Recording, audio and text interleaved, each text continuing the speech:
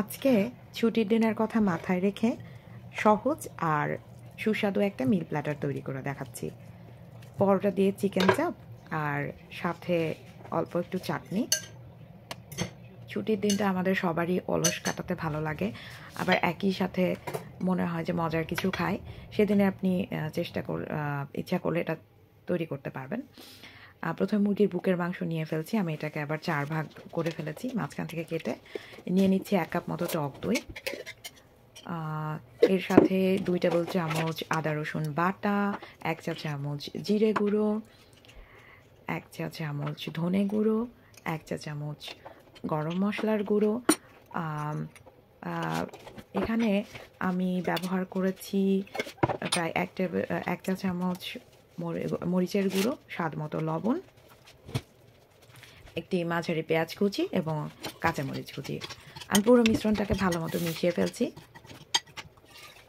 এটা আমাদের ম্যারিনেশনের মশলা। আমরা একটা ডিম এর সাথে অ্যাড করে নিচ্ছি, এটা করে স্বাদটা বেড়ে যায়। আচ্ছা, আমরা এবার মুরগিগুলো একটা একটা করে এর সাথে মাখিয়ে ফেলবো। আপনারা এটাকে প্রায় আধা ঘন্টা ম্যারিনেশনে রাখতে পারবেন। আমি এখানে আধা ঘন্টা রেখেছি, তাতে করে মশলাগুলো মুরগির ভেতরে ভালো করে ঢুকে যায়। আধা ঘন্টা পরে আমি এর মধ্যে প্রায় 3 টেবিল চামচ মতো বেসন মাখিয়ে রাখছি। এটা আমি আবারও 15 মিনিট মতো রেস্টে রেখে দেব।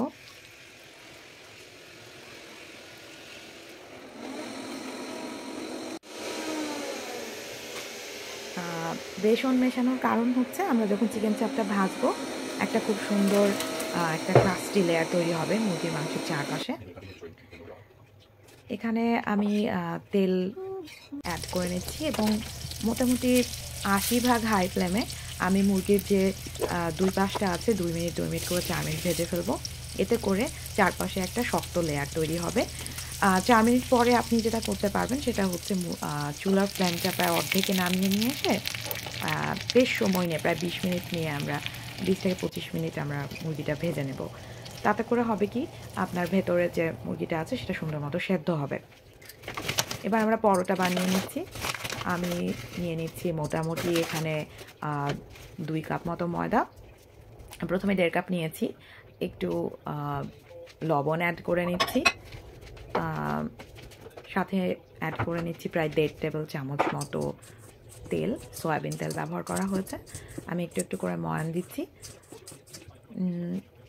এরপর আমি আরও আধা কাপ ময়দা এখানে অ্যাড করে দিলাম। মোটামুটি ময়ান দিতে দিতে যখন তেলটা মিশে যাবে ময়দার সাথে, আমি এখানে পানি একটু একটু করে অ্যাড করে নিচ্ছি।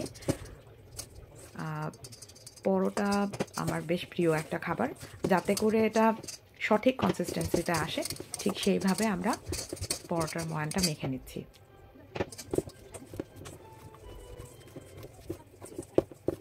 যখন আটাটা মাখতে মাখতে একটা আমি বুঝতে পারবো যে হ্যাঁ মোটামুটি নরম হয়ে আসছে, আমি তখন সেটাকে প্রায় আধা ঘন্টা আবার রেস্টে রেখেছি।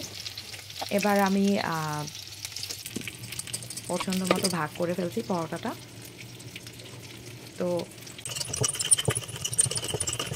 পরোটা তৈরি করে ফেলার পর আমরা পরোটা ভেজে ফেলবো।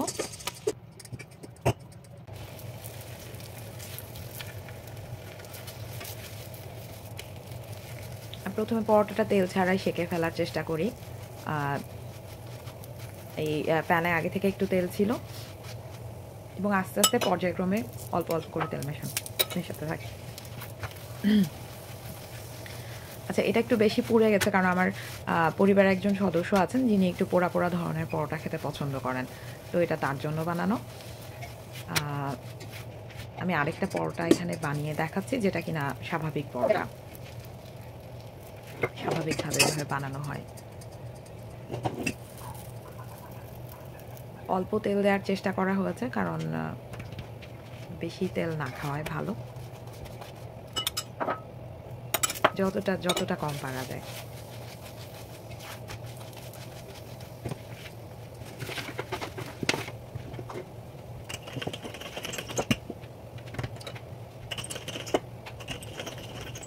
পরোটা বানানো হয়ে যাবার পরে আমি এখন যেটা করব এক ছোট্ট করে একটু চাটনি বানায় নিচ্ছি।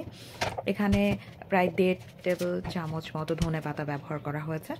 এতে আমি আধা কাপ মতো দই নিচ্ছি, 1 টেবিল চামচ মতো টমেটো সস, অল্প একটু স্বাদ মতো লবণ নিচ্ছি এবং এটার স্বাদ বাড়ানোর জন্য আমি অল্প একটু বিট লবণের মধ্যে অ্যাড করে নেব।